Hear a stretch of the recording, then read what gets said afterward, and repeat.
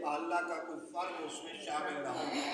और मुसलमानों की तकरीबन 57 रियासतें हैं, उनमें से जिसने ये काम किरदार अदा किया है कलीदी तौर पर वो तुर्की है। उर्दगान, तैयब उर्दगान ने ये सारा ज़मीन हमवार की है और एक तो बागियों का कब्जा कराया है और दूसरा इसराइल को वहाँ पे लाने में मदद की है। क्यों? इसलिए कि इसराइल के साथ उसके पुराने ताल्लुकात हैं, कारोबार है, और अब ये खुल के सामने, इसके साथ फिर सऊदीया है, दूसरे कतर है, यूएई है, अमारात हैं, जितने भी ये रियासतें हैं फिर उसकी हिमायत में आ गए।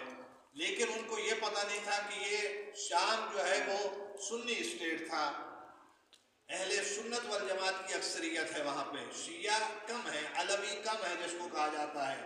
बनी असद का ख़ानदान यानी हाफिजुल असद जो था पहले नुसैरी था, लेकिन उसके बाद ये आखिरी ज़िंदगी के अयाम में 2 साल 4 साल जो थे उसमें ये शिया इसरी अपने आप को कहलवाया और उसमें कन्वर्ट हुआ। और उसके बाद उसका बेटा ये बशार अल असद, ये भी अलवी शुमार होता है।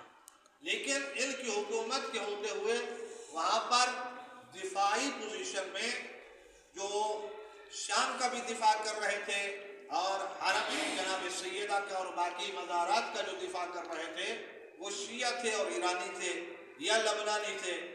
अब इनको चूँकि शाम में आने के लिए ये प्लानिंग के तहत जो काम किया गया है, इसराइल हर तरह से शिकस्त से दो चार हो चुका था, जिसको किसी और मुल्क ने नहीं बल्कि ईरान ने ही इस नौबत तक पहुंचाया कि उसकी तमाम मिलिट्री और तमाम जो तनसीबात थी तहस नहस किया और उसके सारे सिस्टम को जाम किया। अब उसको कामयाब करने के लिए, उसको फतह दिलाने के लिए हमारे मुसलमान गद्दारों ने ये काम करके शाम को अपने सर पे सवार किया है।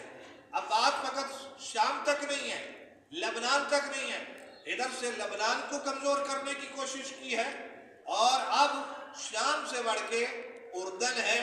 इसराइल ने वार्निंग दे दी है कि खबरदार अगर उर्दन रुकावट बना तो फिर उर्दन का भी वही हाल होगा जो शाम का हाल हुआ है। ऐसे दूसरों को धमकाना शुरू कर दिया है।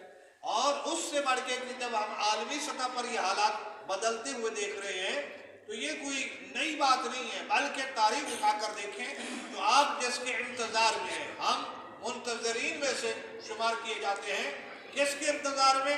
उसके इंतजार में कि जिसके लिए पूरी दुनिया मुंतजर है और वो कोई और नहीं, हमारा 12वां आका इमाम ज़मान अजल्लल्लाहु ताला।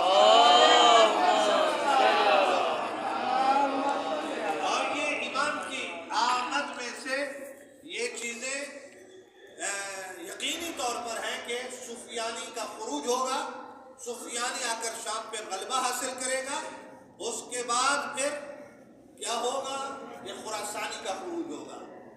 सुफियानी आ चुका है जो बाकायदा बनु सुफियान और बनु उमैया का तस्करा और उनके वाबेला शुमार कर रहे हैं। इधर से जो लश्कर खुरासानी है वो ईरान से है, वो भी आमादा है, फकत एक इशारे का इंतजार है कि किस वक्त वो सूरत हाल बदले और काम आगे बढ़े। ये इमाम के ज़ुहूर की अलामात में से। और उसके बाद एक लश्कर, इधर से सुफियानी, इधर से खुरासानी, और एक लश्कर जो कि यमानी के नाम से, जो कि इमाम महदी आखिरुज़्ज़मान अलैहिस्सलाम, और ये लश्कर होना है। अभी सुफियानी है और इस आने वाले महीने में जो कि चांद के एतबार से रजब का महीना है, इस रजब के महीने में भी बहुत सारी आपको खबरें देखने में और सुनने में मिलेगी जो कि ज़ुहूर की अलामतों में से अलामात है।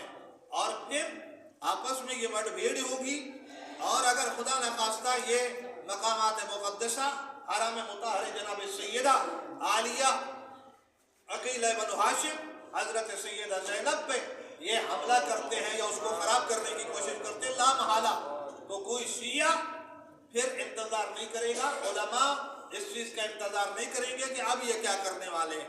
ये वही दाइशी लश्कर है जिन्होंने कहा था कि हम करबला को मिलियामेट कर देंगे और हरम हाय मुतहर को निस्तो नाबूद कर देंगे। मगर इमाम آغا سستانی نے فتویٰ دے کے 3 گھنٹوں کے اندر اندر اس داعش کا وہ حلیہ بگاڑا کہ پھر داعش کا کوئی نام لینے والا نہیں تھا۔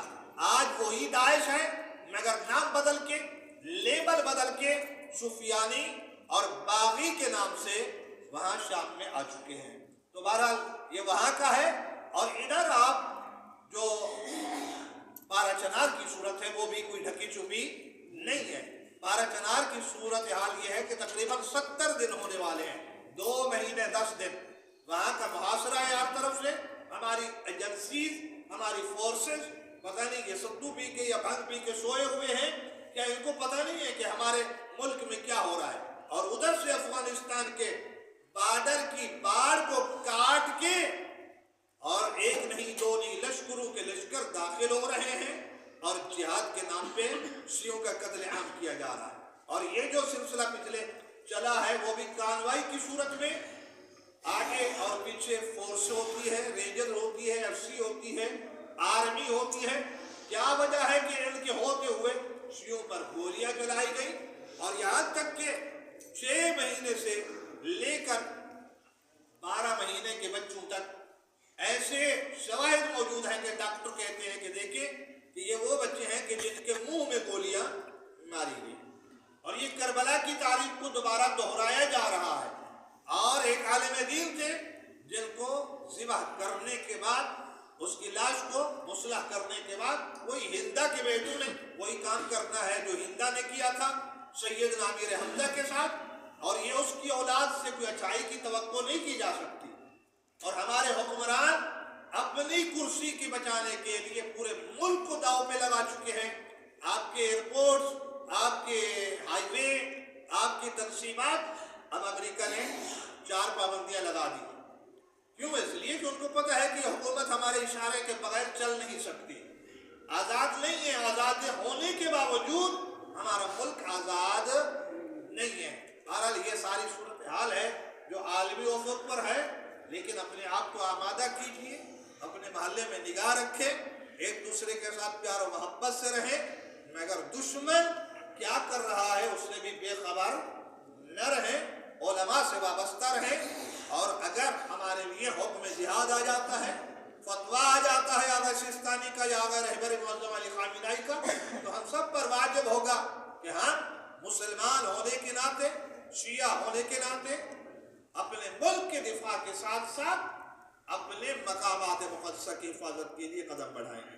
بہرحال خداوند متعال ہمارے ملک پاکستان کی حفاظت فرمائے اور عالم اسلام میں تمام مسلمانوں کی حفاظت فرمائے، بالخصوص فلسطین کے مسلمان، غزہ کے مسلمان، لبنان اور مدافعین حرم اور لشکر امام زمانہ جو کہ خراسانی کی صورت میں ہے، اور علماء کی حفاظت فرمائے، اور یہ کفر و نفاق جو سر بلند کر رہے ہیں اور قدم بڑھا رہے ہیں، خدا انہیں جہنم کی آگ سے پہلے دنیا میں جہنم کا مزہ چکھائے۔ بسم اللہ الرحمن الرحیم، والعصر ان الانسان لفی خسر۔